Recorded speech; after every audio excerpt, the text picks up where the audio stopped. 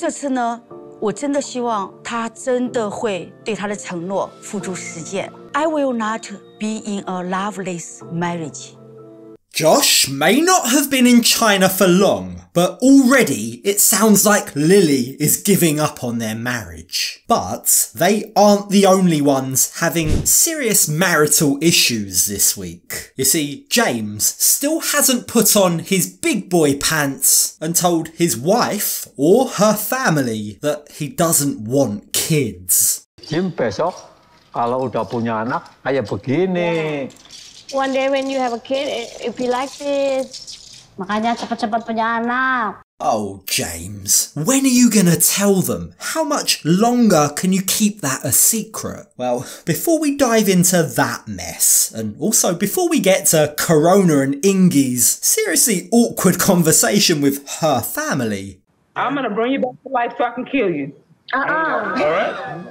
Yeah, before we dive into that, let's start this recap video with Josh and Lily. So, the last few times we've seen these two, after playing badminton and meeting with her sister, it really felt like they were making progress. They were actively addressing some of the issues in their marriage. But when we join them today, it seems like they've reverted back to old habits. Habits that hurt each other. And in the aftermath of a big argument, it turns out that it all stemmed from something quite trivial. We had a discussion, frustration came. I've been trying to explain something to her for a few days, about a little simple thing, this white light that flashes. Now, Josh explains that ever since arriving in China, he keeps seeing this flash of white light. It happens everywhere, he tells us. We'll be walking down the street or driving down the highway, and there'll just be this flash of white light. And I've been desperate to find out what it is, he tells us. But the problem is, when he asks Lily about it, she just responds with, oh yes. Like, she doesn't give him an answer. And that has become quite the source of irritation for him. He wants an answer or an explanation, and she is just not getting it. But that isn't really the problem here. I mean, yes, as it turns out, they've argued over a flash of light, but really that's a symptom of the problem. A much larger problem. Communication, the language barrier. And as Josh himself reveals, not being able to speak the same language properly is really putting a strain on their marriage. I think Lily understands me maybe 75% of the time. And when I'm speaking to her, she cuts me off. Or she'll be like, no, I know. This lack of understanding, and her tendency to jump the gun and cut him off, he tells us, is really starting to grate on him. In fact, he goes as far as to claim, which I don't believe, but he says, this is actually the root cause of most of our arguments, most of our problems. We fight because of the language barrier, he wants us to believe. All our arguments are probably due to simple translation errors. It really comes down to communicating and understanding. That was one big, hopeless sigh that he just let out, wasn't it? He's clearly got a lot of pent-up frustration. I mean, just look at his fist. Look at how it's clenched as he talks. Like, this is the interesting thing with Josh, right? When he's talking to the camera, he gives off this calm exterior. But judging by the fights and the frequency of the fights we know they have, I wonder if that's all just a facade. I wonder if behind closed doors, there's an anger that we've yet to see. Now, whatever the case, he maintains he wants us to believe that all of their arguments are down to translation problems. Only when we catch up with Lily, she seems to think their issues are actually much deeper than that. 昨天晚上和今天早上我都在我这个花园里面待了很久，感觉心里不舒服嘛。昨天晚上就发生不愉快了。 Lily tells us she's spending time alone in her garden away from Josh because she isn't at ease. And that, I'd suggest, isn't exactly a good sign. Now, it's interesting that what Josh called a discussion... We had a discussion. Lily refers to as an argument. 昨天晚上就发生不愉快了。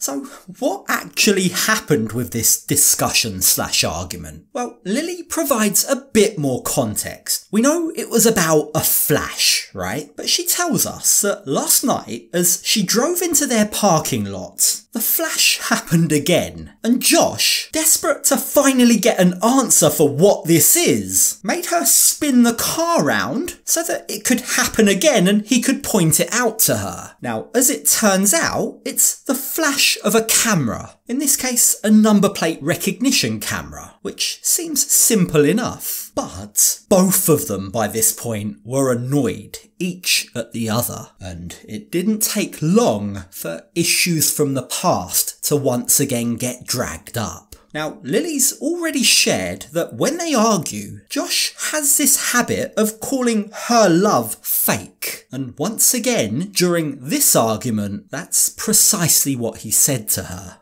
他依然是说，我对他不爱，我会把他当垃圾一样扔掉。我对他的付出，他完全不知道。 To hear my husband say this to me after everything I've done for him really cuts me deep, she says. Now, keep in mind, we have seen her raise this issue with him. We've seen her plead with him to stop saying this to her, whether it's heat of the moment or not. But while it's clear he's ignored that request, at the same time, Lily isn't innocent either. You see, she also reverted to saying the one thing that Josh asked her not to say. She brought up the issue of money and how much she pays for everything.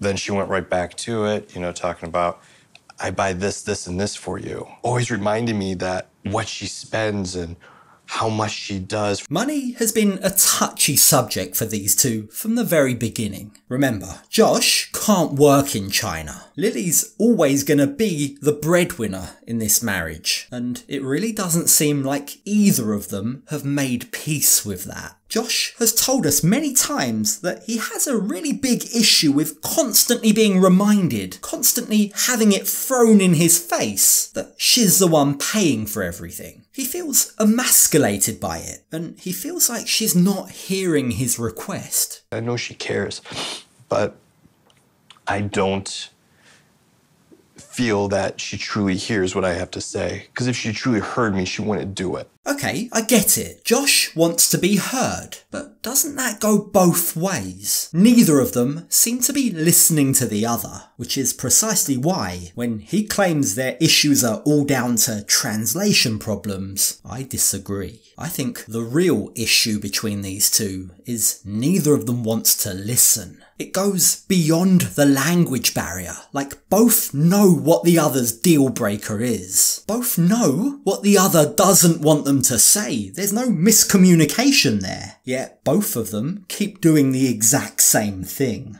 Yeah, they're just not listening to each other. And already, Lily's left questioning whether there's even a point of remaining married. 我就是想跟我的老公说几句话哈。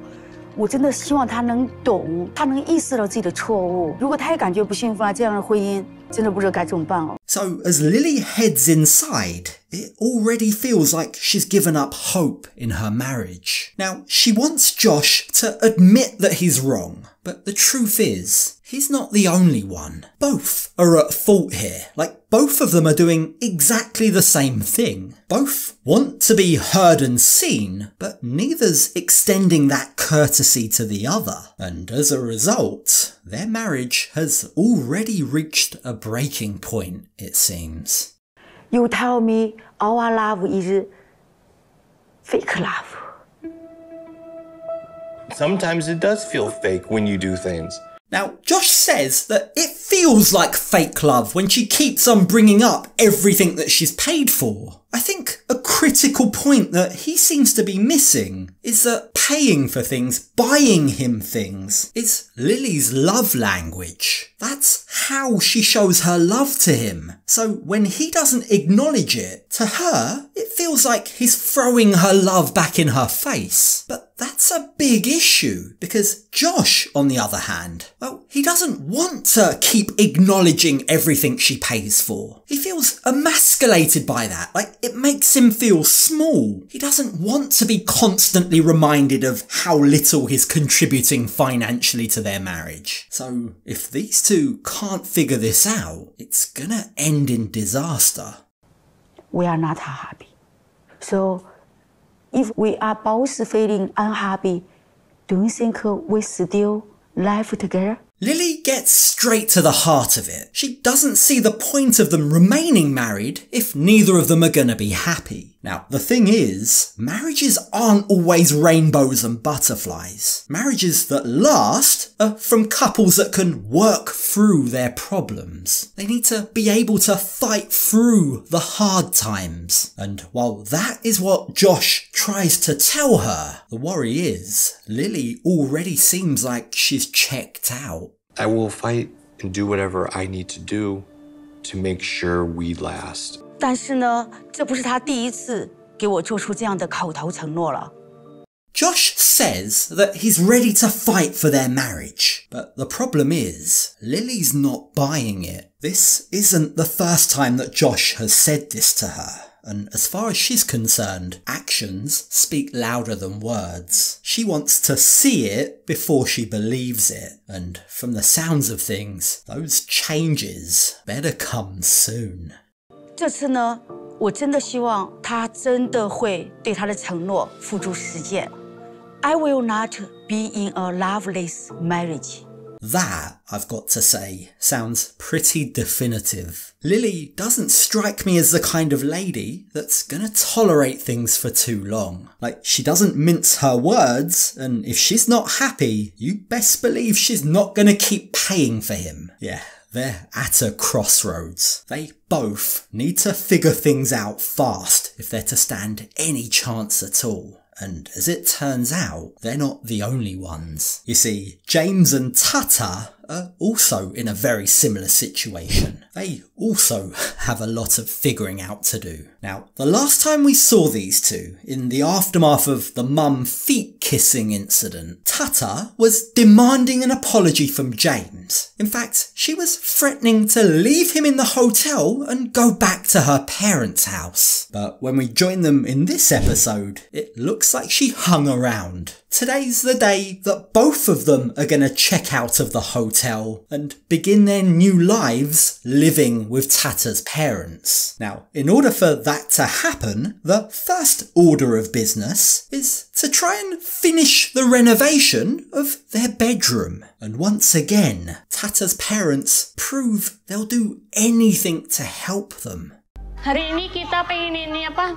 Beres-beres kamar. Ya. Apalagi kebutuhannya nanti cari. Whatever you need, we will help to look for it. Tata's parents aren't just willing to help them furnish the room, they're also ready to physically pitch in as well. Like, together, all of them work to clean the room, put in flooring, put up wallpaper. Like, by the end of it, it looks a lot more homely, a far cry from the prison cell that James compared it to. Of course, we all know that James and Tata probably didn't pay a single cent for all of these upgrades. But with their bedroom now complete, now that they're finally moved into where they're going to be living for the foreseeable future, it's now time for them to spend a bit more time with the family. And remember, it is a lot of people living under one roof. Now, you've got to hand it to James. It's really nice of him to have brought every single person a gift from America. And the kids in particular seem really excited about theirs. Senangnya. Bilang apa, Mom James? Terima kasih, makasih. It's a really cute moment, and seeing James on the floor playing Lego with the kids inevitably leads to conversation about when the time will come for he and Tata to have kids of their own. That was, after all, one of the promises he made to Tata's parents before marrying her. So, not for the first time, the passing remarks and the pressure begins to mount. Ini Jim besok kalau udah punya anak kayak begini. One day when you have a kid, it be like this. Makanya cepat-cepat punya anak.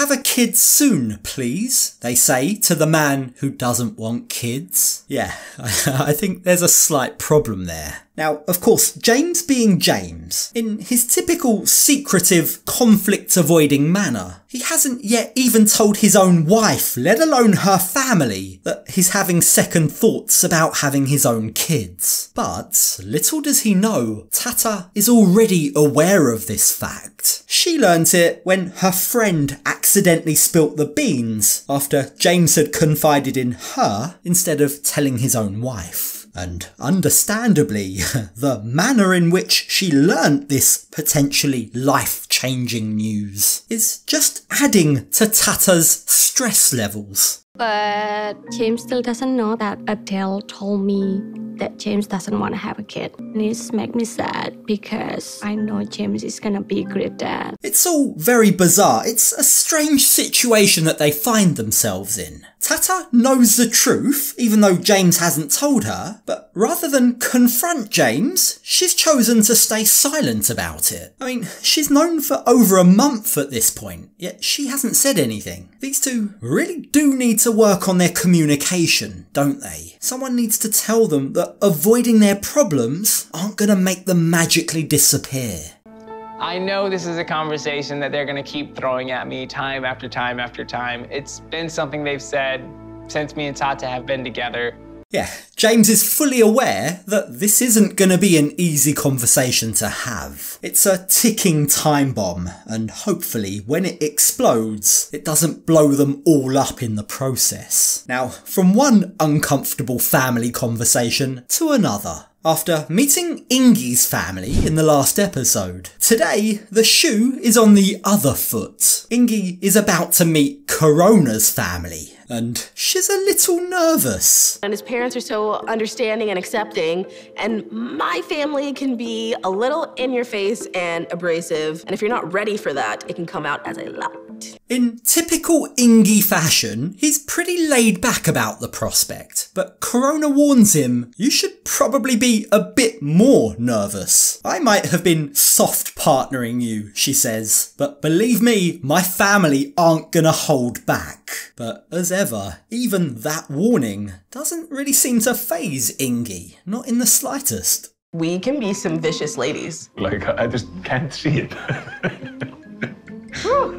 You gonna learn. So, with the warning ringing in his ears, the video call begins. Now, for as nervous as Corona clearly is, Ingi's laid-back energy seems to balance them out quite well. Her family definitely don't hold back, like they do try their best to get a rise out of Ingi. But even when faced with death threats, he laughs it all off. He deals with it all remarkably well. If Mookie gets ate up by a volcano, I'm gonna bring you back to life so I can kill you. All right. That's good to know. Yeah, he just goes with it. Like, he does admit that having just met them, he does now realise that, yeah, they are more likely to pop off than he realised. But it's okay. Like, he doesn't seem to mind all that much. And that energy, his laid-back manner, seems to win everyone over. Even Corona's grandmother, who outright said she doesn't like him, now having met him, seems to think he's quite charming. But there is one topic where things start to get a little more serious, and that is when talk turns to the ring on the finger.